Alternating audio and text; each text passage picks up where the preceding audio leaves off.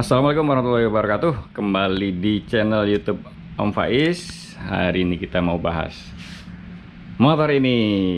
Ya, ini adalah motor listrik pertama saya, Alpha One tahun 2023. Ini beli bekas. Nah, kita mau bahas motor ini full. Gimana sih kalau beli bekas Alpha One gitu ya?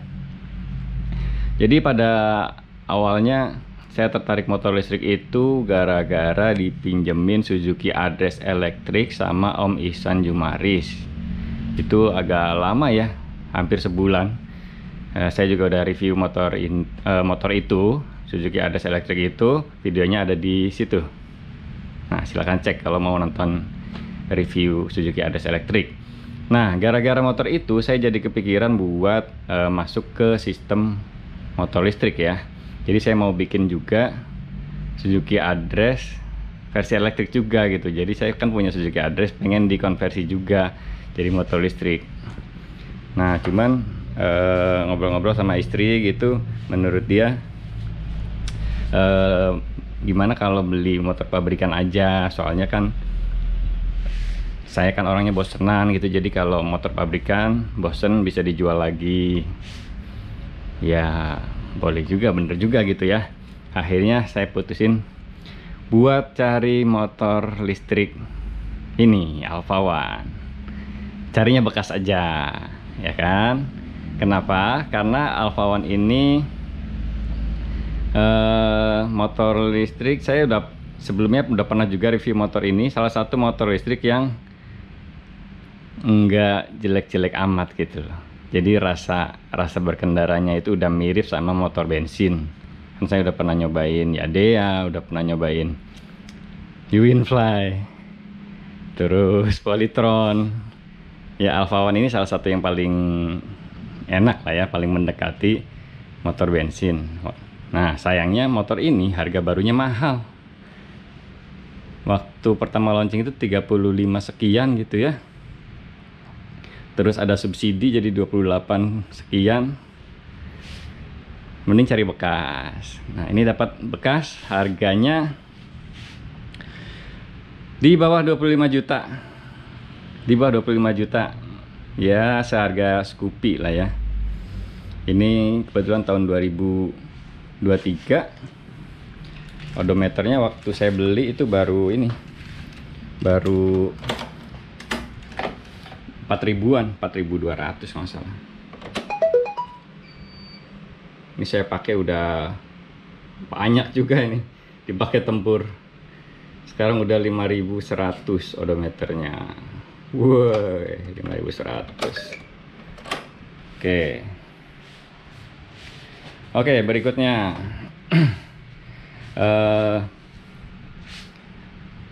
karena beli bekas ya, jadi nggak mulus 100% ya, walaupun kondisinya masih kayak baru banget.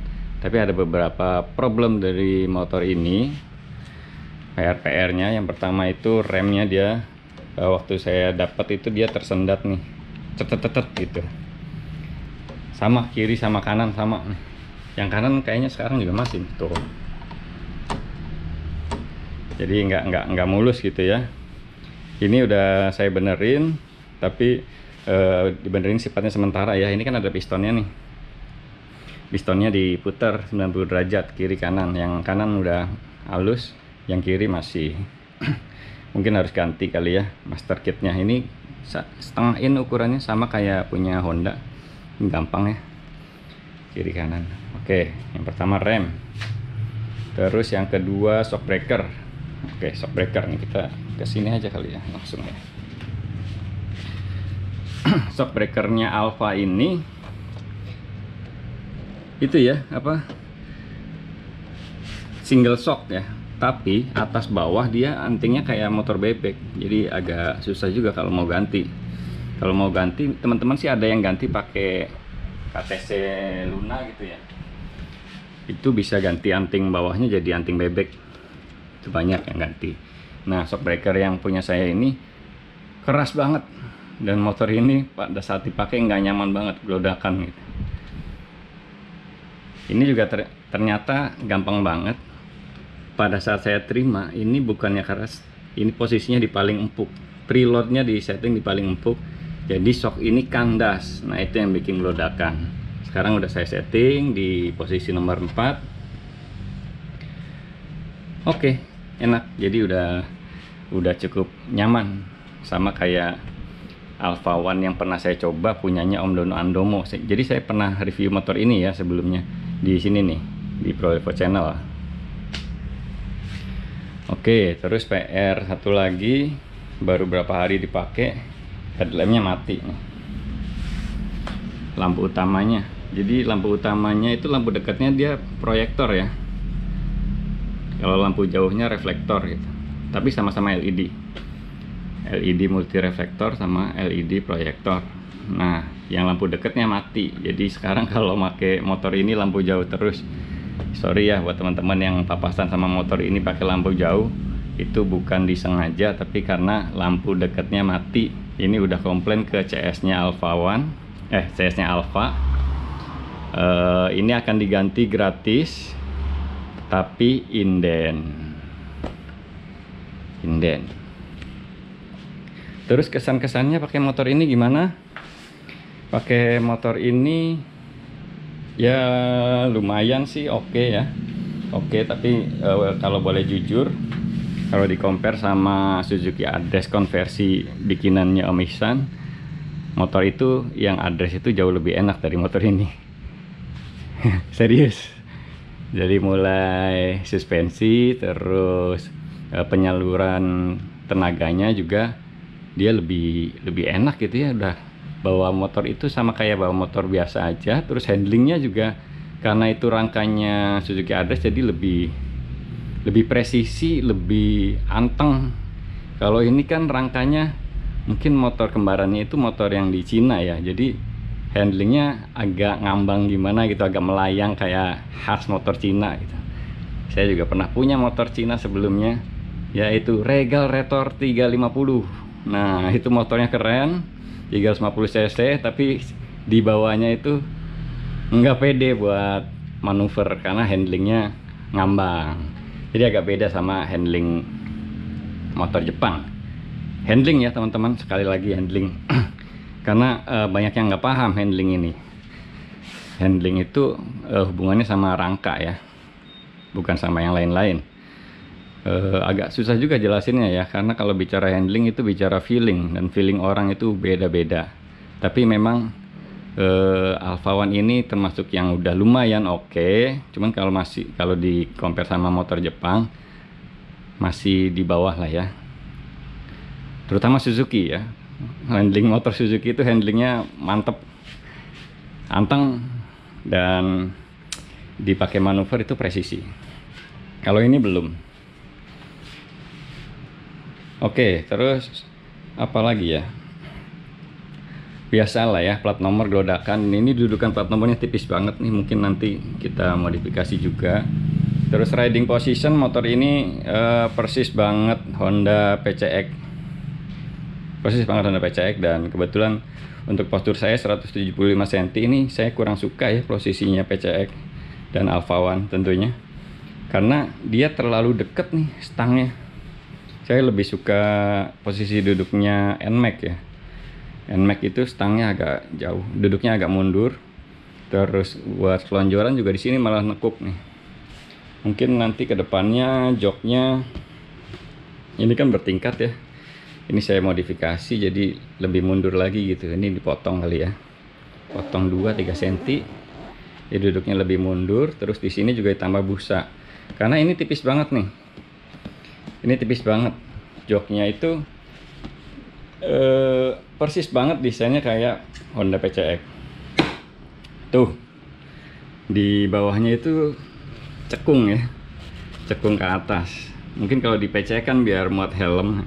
Kalau ini tetap percuma, nggak bisa muat helm karena di bawah sini ada baterai. Tapi secara build quality, secara penempatan segala macamnya, ini saya suka banget di Alpha One ini. Rapih ya, rapih, semuanya rapih, termasuk baterai juga nih. Baterainya juga rapih nih teman-teman, di bawah sini ya. Nah ini dia baterainya. baterainya ini saya dapat ini ya, saya beli satu lagi, jadi ini total 2 baterai masing-masing 45 Ah. 2 baterai ini bisa menempuh jarak 140 km. Oke, ada yang lupa juga tadi, saya tertarik motor listrik itu karena nyobain punya Om Ihsan, dan motor listrik itu penghematannya luar biasa ya teman-teman. Punya ada konversinya Om Ihsan itu kan baterainya 40 ampere tapi 72 volt. Itu kalau sekali ngecas biayanya Rp4.000, bisa 100 km. Nah itu kan 100 km. Kalau motor saya itu biasanya kan pakai bensinnya BP92, itu sekitar 30.000, sedangkan pakai motornya Om Ihsan itu cuma 4.000. Nah sekarang saya pakai Alpha One ini, 100 km itu buat ngecasnya sekitar Rp6.000. Rp6.000 untuk 100 km. Jadi masih hemat jauh banget ya. Nah baterai bawaannya itu 70 km. Saya sekarang beli satu lagi, belinya juga bekas ya, murah-murah aja ya. Kalau beli baru yang garansi Alpha One ya 16.250.000. Ini saya beli bekas, jadi ya murah banget lah, di bawah 10 juta non garansi. Udah 140.000 ya, 140 kilo ya.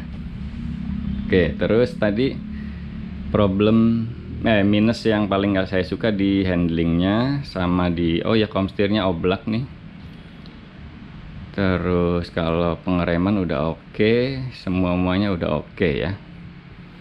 Terus motor ini udah dibawa kemana aja? Udah saya pakai harian. Beberapa hari ini, udah seminggu ini saya coba nggak isi bensin sama sekali. Jadi artinya Suzuki Address saya pinggirin dulu. Saya full pakai motor ini.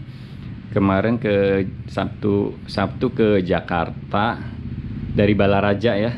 Dari Balaraja ke Hyundai Simpruk dulu, syuting Pro Levo Channel. Terus habis itu syuting lagi ke Mitsubishi Tebet. Terus balik lagi mau rencana syuting di Honda Tendean, tapi baterainya ternyata baterai yang kedua sudah mulai terpakai teman-teman, sudah terpakai 15%. Jadi saya worry, takut nggak bisa pulang ke rumah. Di Honda Tendean dicas lagi, akhirnya selama 1 jam ya bisa pulang sampai rumah. Ternyata sampai rumah itu baterai yang pertama masih 20%, baterai yang kedua masih 30%. Jadi ternyata sebetulnya nggak usah dicas juga oke ya, dengan jarak tembus 130 km. Nah hari Minggu saya harus kembali lagi ke Honda Tendean karena kemarin syutingnya nggak kondusif.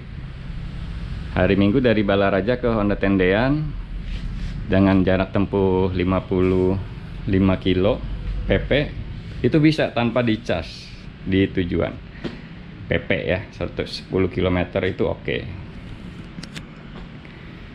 Oke, terus apalagi ya, biaya trouble-trouble yang lain tadi aja ya, lampu sama komstir belum di setel nih. Saya sebetulnya mungkin bisa aja ya ke bengkel dekat-dekat sini buat nyetel komstir, cuman takut buka bodinya segala macem agak ribet gitu, mending ke Alpha Center aja. Rencananya saya mau ke Alpha Center. Nah sayangnya buat yang tinggal kayak saya nih yang rumahnya di Balaraja gitu, itu kan jauh ya ke Alpha Center di Senayan. Mau nggak mau jadi harus 2 baterai itu. Salah satu pertimbangan saya beli baterai satu lagi adalah biar saya bisa bawa ke Alpha Center, nggak usah ngecas gitu, nggak usah worry. Oke, terus apa lagi ya,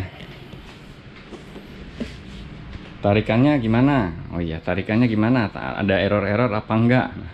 Nah sepertinya motor ini versi softwarenya belum pernah diupdate, belum pernah update software. Jadi ketahuannya gimana,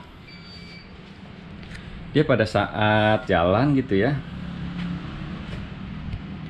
pada saat jalan itu sering muncul error netral gitu di sini. Nah ini juga apalagi nih, saya nggak tahu nih, sebelumnya nggak pernah ada nih, baru sekarang nih.